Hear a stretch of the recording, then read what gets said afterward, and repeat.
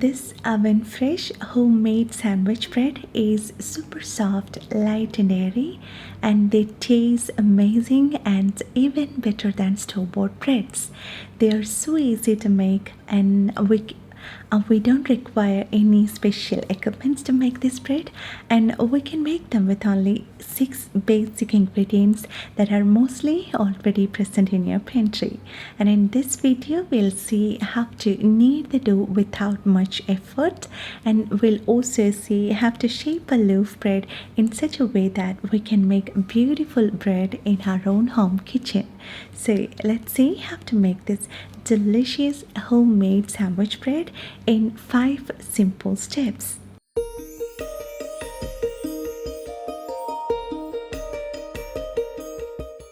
So as the first step, let's prepare our bread dough.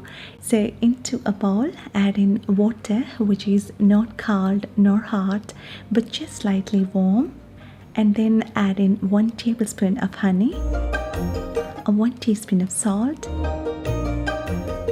and 1 teaspoon of yeast, and stir it just to dissolve them in water. And now add in the butter. Here I've used soft butter so that it's easy for us to blend them together.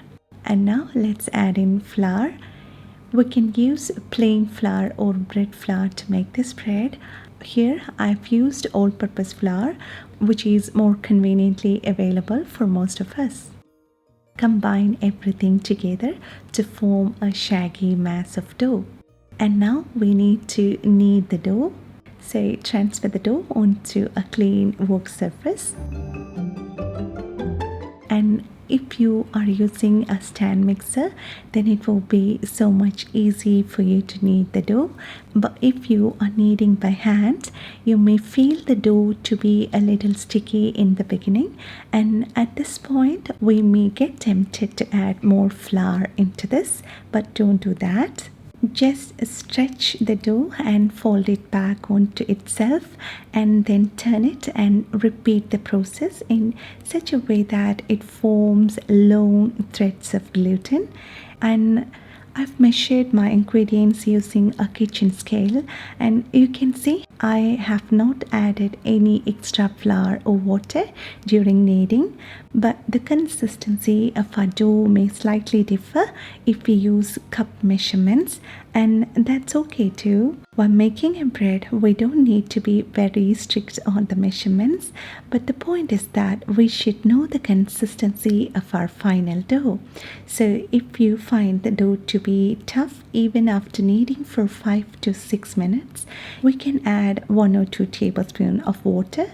And if you find the dough to be very sticky even after kneading for 5 to 6 minutes, we can add 1 or 2 tablespoons of flour. So after kneading the dough for 6 to 8 minutes, our dough has changed its texture. It is more smooth and less sticky, but you can see it is not passing the window pane test. So a dough is said to be well kneaded when it passed this window pane test. That is, we should be able to stretch the dough into a thin membrane without tearing the dough. So what we are going to do now is to cover the dough and let it sit and rest for 10 minutes. And this is a magical moment, and this will give some time for us to relax, and it will help the bread dough to absorb the moisture and the proteins to gather into long gluten threads. And now after 10 minutes, just knead the dough for 2 more minutes, and you will see our dough is showing more strength and elasticity, and we passed our window pane test, which guarantees soft and fluffy and delicious bread.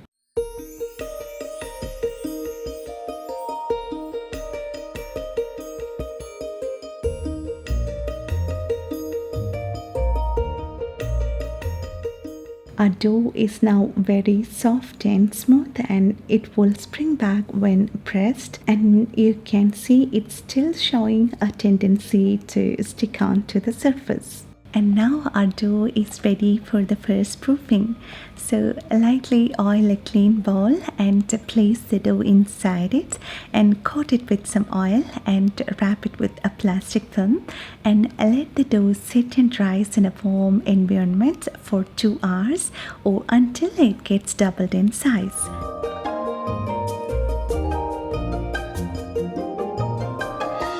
And now after 2 hours our dough has risen well, and now let's transfer this dough onto a lightly floured work surface, and now let's shape our dough. So degas the dough using hands or using a rolling pin and form it into a rectangle. Fold the bottom third up and then fold the top of the dough down so that it overlaps the other layers. And now turn it 90 degrees and flatten it into a long rectangle using a rolling pin. We need to make sure there are no air pockets inside.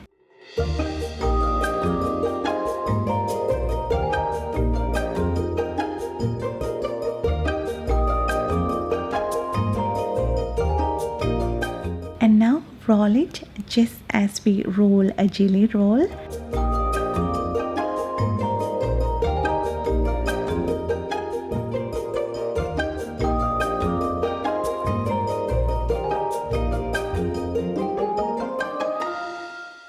And now pinch the dough to seal the edges.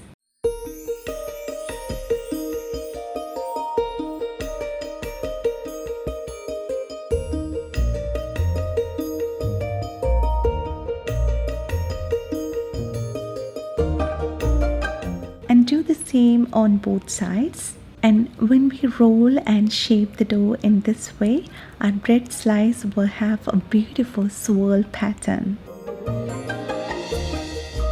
Our final shaped dough needs to have some tension on top.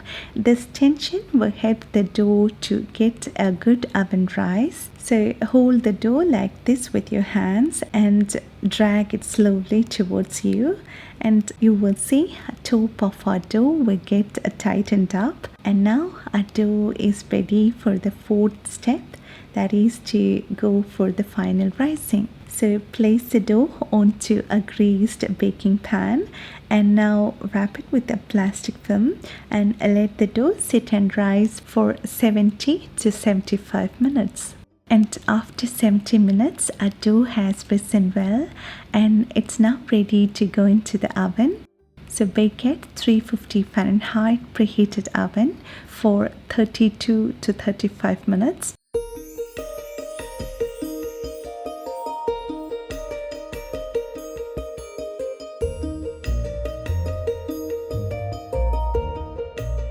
And after baking, immediately take it out of the pan and let the loaf cool down completely before slicing. This cooling down process is still the part of cooking process, as the steam which has entrapped within the bread will help the inside of the bread to cook through completely. And to make the crust more soft, just apply some butter on the top of the bread. And this bread is so soft and fluffy, and it's so good even with some plain butter.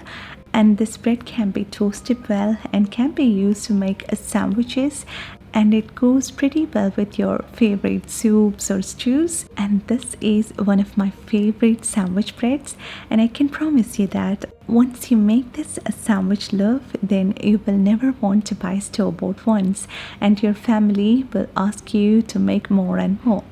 And I hope you will make this at home, and I'm sure your family would love it. And if you like this video, please give your valuable thumbs up, and please don't forget to share this recipe with your friends and family who love homemade bread. And thank you so much for your love and support, and thanks for watching this video. See you next time.